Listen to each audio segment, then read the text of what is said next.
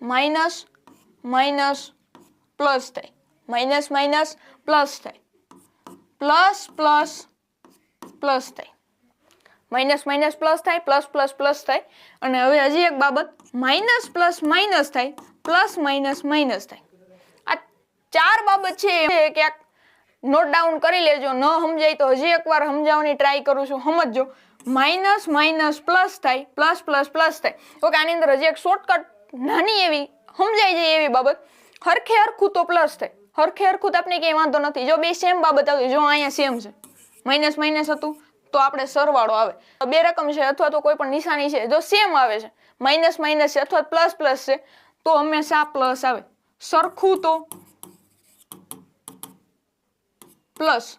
અને જો કઈ ફેર અલગ અલગ, જો અહીંયા એક પ્લસ છે ને એક માઇનસ છે, અહીંયા એવી રીતના માઇનસ છે ને પ્લસ છે, જો અલગ તો માઇનસ. સમજાય છે? હરખું તો પ્લસ, અલગ તો માઇનસ. એટલી બાબત યાદ રાખજો.